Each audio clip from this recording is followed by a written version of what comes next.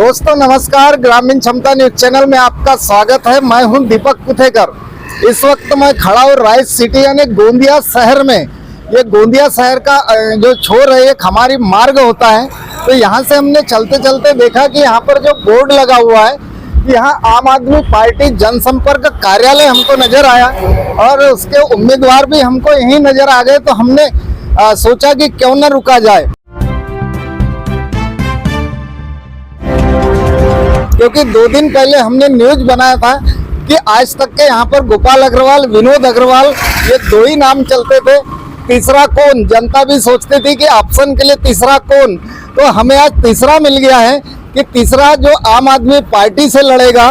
और जाहिर बात है कि यहाँ पर कांग्रेस को नुकसान होना ही है, क्योंकि जहाँ भी हमने देखा है कि तीसरा ऑप्शन खुलता है तो जनता के आंखें और दिमाग भी खुल जाते हैं कि हम तीसरे को पसंद क्यों ना करें यदि 2 नहीं चलते तो। मैं आपको अभी यहाँ जो उम्मीदवार है, जो अधिकृत प्रत्याशी बोला जाएगा आम आदमी पार्टी के, जो कांग्रेस में थे और कांग्रेस से निकलकर आम आदमी में प्रवेश किया है और आम आदमी के प्रत्याशी बन के गोंदिया में खड़े हैं। जो मेरे बाजू में देख रहे हैं आप, ये है अरुण भाऊ गजभिये, जो कांग्रेस शहर के महासचिव थे और कृषि उत्पन्न बाजार समिति के संचालक है। तो इनका जो हर क्षेत्र में परिचय है, 109 ग्राम पंचायत इनके अंडर में आती है। तो इनके जो ऑफिस में आज का यहाँ का उद्घाटन हुआ है, हम इसके बाद ऑफिस में जाएंगे और ऑफिस में जितने भी लोग बैठे हैं उनके साथ चर्चा भी करेंगे और वहाँ अरुण भाऊ गजभिये के हम विचार भी जानेंगे।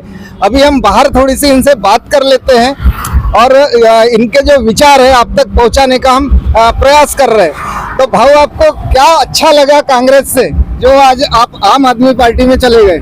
मुझे तो ये कहना है, क्या कांग्रेस के अंदर में हमने जो 10 साल निकाले हैं, वहाँ 2019 में गोपाल सेठ जी कांग्रेस छोड़ के चले गए थे और बीजेपी ज्वाइन किए। बीजेपी से विधानसभा लड़े और विधानसभा में उनको पराजित होना पड़ा।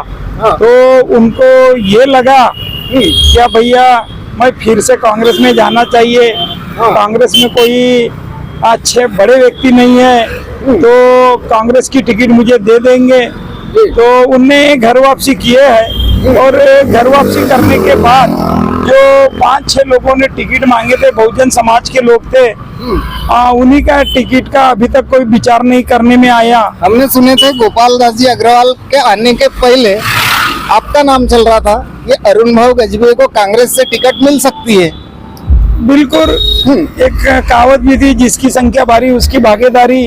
तो वो भागीदारी में भी हम आगे थे और हमारे प्रांताध्यक्ष नाना भाऊ पटोले साहब, उनको भी हमने अवगत करा दिए थे, क्या भाऊ कोई पैसे वाले की बात मत करो, पैसे वाला ही कुछ जीत नहीं सकता, वो भी आम आदमी भी जीत सकता है, साधारण घर का आदमी भी जीत सकता है।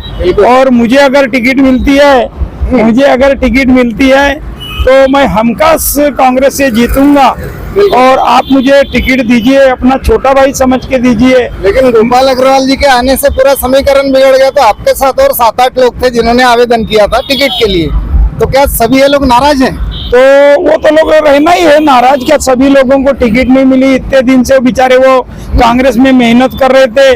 और मेरा तो ये कहना था, क्या हमारे गोपाल दास जी अग्रवाल हमारे बड़े भाई साहब जैसे है और उनने किंग मेकर बन के रहना चाहिए था। और उनने अपने मेकर बनाना था और उनके पीठ के पीछे रह के भैया आज उनकी उम्र 74 से 75 साल लगभग होते आई है, तो उनने पार्टी में आए, उनका तो स्वागत था, मगर किसी के कंधे पे हाथ रखना था और उनके साथ रहना था। तो बहुत सारे लोग जो है, राजू ठाकरे जी हो गए, हमको भी ऐसा लगा क्या ये पैसे की बात करते हैं और हम बड़े बड़े दिग्गज यहाँ लड़ाई कर रहे हैं और दिग्गजों में छोटा मोटा आदमी नहीं चलेगा, ऐसी उनकी जो भूमिका है। क्योंकि वो चाहते हैं क्या जनता को हम पैसे से खरीद लेंगे। तो गोंदिया विधानसभा की जनता जो है तो ये उनको बताएंगी क्या। टक्कर तो जमकर रहेगी, क्योंकि जो दोनों अग्रवाल है, विनोद अग्रवाल ये भी जनबल धनबल से, गोपाल दास जी अग्रवाल खजाने पे बैठे। तो जो दिल्ली और पंजाब में जो सुविधा दिया है केजरीवाल जी ने, बिजली फ्री, पानी फ्री, तो वो भी चीज यहाँ करने की क्या सोचेंगे आप? यही तो क्या केजरीवाल जी ने कहा है, एक प्रेस नोट दी है, क्या कल मैं क्या महाराष्ट्र में वापिस आऊं, हाँ, तो हमारा ये कहना है क्या आम आदमी पार्टी के हमारे केजरीवाल जी जो दिल्ली में, पंजाब में जो जनता को सुविधा दिया है, तो ऐसा लगता है कि कल केजरीवाल जी महाराष्ट्र में आते हैं तो महाराष्ट्र के जनता को एक अच्छी सुविधा देंगे। हाँ, लाइट फ्री, पानी फ्री, हाँ, नौकरी में भाग्य, अनुसूचित जाति के लोगों का योगदान, और ऐसे कितने प्रकार की योजनाएं, और वो 100% सच बोलते आने वो। आज का जो बहुत से लोग देखा मैंने आपके कार्यक्रम में, आपके जो प्रवेश का कार्यक्रम था, प्रवेश में और ऑफिस ओपनिंग कार्यक्रम था, तो ये जो फार्म वगैरह भरने की क्या प्लानिंग है, कब तक भरने का क्या है? ऑफिस ओपनिंग का आज अपन गोंदिया शहर में पहली बार आम आदमी पार्टी का ऑफिस खोले है, और बहुत अच्छा प्रतिसाद रहा है, और जनता का भी अच्छा प्रतिसाद है, और जनता चाहती है क्या परिवर्तन होना चाहिए, और इन जिन लोगों की मनोपल्ली चल रही वही ये नहीं तो वो, ये नहीं तो वो, तो ये प्रणाली से भी यहाँ की जनता त्रस्त है। तो महत्वपूर्ण सवाल करूंगा, आप कई दिनों से, कई साल से आप कांग्रेस में हैं, और शहर के कांग्रेस के महासचिव पद पर भी है आप, ऊपर से फिर एक बाजार समिति के संचालक भी है, तो जो आपके साथ जो कार्यकर्ता थे, जो पदाधिकारी थे कांग्रेस में, तो क्या आपको अंदर से कुछ सपोर्ट मिलेगा, ऐसा लगता है आपको? अभी हर आदमी का एक स्वभाव होता है, हर आदमी का एक नेचर होता है, कोई आदमी खुल के आता है और कोई आदमी खुल के नहीं आता। मुझे ये कहना है कोई खुल के आए या ना आए, मगर कांग्रेस के कुछ लोग जो है कांग्रेसी जरूर होंगे, मगर उन्हें एक सच्चे आदमी के साथ रहना चाहिए, अच्छे व्यक्ति के साथ रहना चाहिए, या हमारे जैसे आदमी कल आता है तो हमारे को पक्ष से लेके हमारे लिए जनता महत्वशील रहेंगी, और हम जनता के विकासीकरण के लिए रहेंगे, ना तो पार्टी के लिए। और जनता प्रथम है, उसके बाद में पार्टी है। अगर हमें जनता जीत के दे रही है तो हम जनता का विकास पहले सोचेंगे, उसके बाद में पार्टी का विकास होगा। तो हम ये चाहेंगे कि कांग्रेस के भी मेरे भाई लोग हैं, जो हमारे साथ रहे, अच्छे विचारों के साथ रहे, और आज केजरीवाल जी के जो विचार है वो बहुत ही सुंदर विचार है, और उनके साथ जनता ने रहना चाहिए।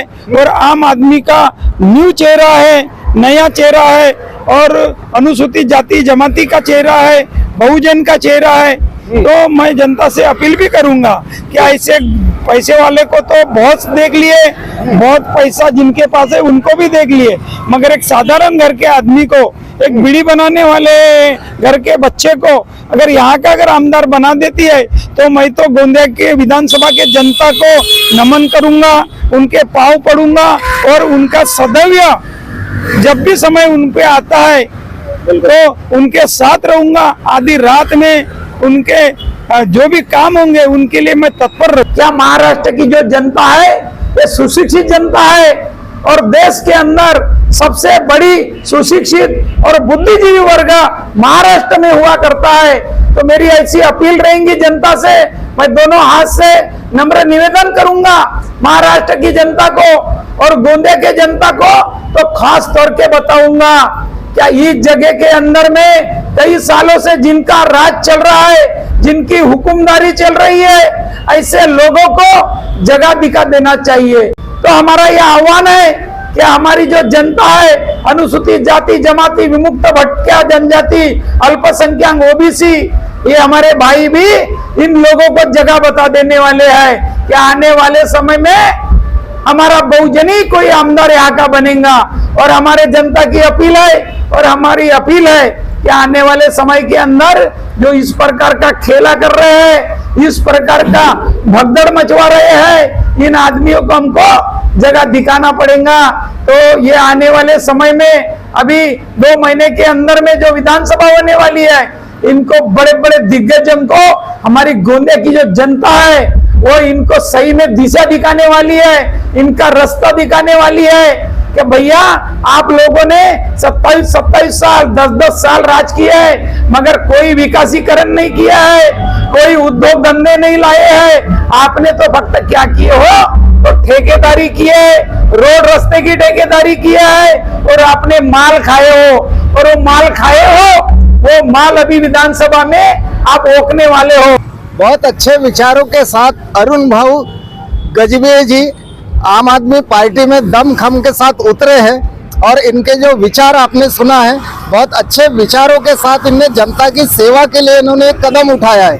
लेकिन एक बात तो तय है, जब तीसरा ऑप्शन खुलता है तो दोनों पार्टियों के लिए सोचना पड़ जाता है। अब सोचना यह है, जनता ही फैसला करेगी कि अरुण भाऊ गजबी के कारण जो आम आदमी पार्टी के कारण क्या कांग्रेस को खतरा है, या विनोद अग्रवाल जी जो भाजपा के उनको खतरा है, या हो सकता है कि जनता तीसरा ऑप्शन दे तो आम आदमी पार्टी का भी परचम यहाँ पर लहरा सकता है। देखते रहिए दोस्तों हमारा न्यूज चैनल। मिलते हैं अगले वीडियो में। कैमरामैन मुरलीधर सोनवाने के साथ मैं दीपक कुथेकर। नमस्कार दोस्तों।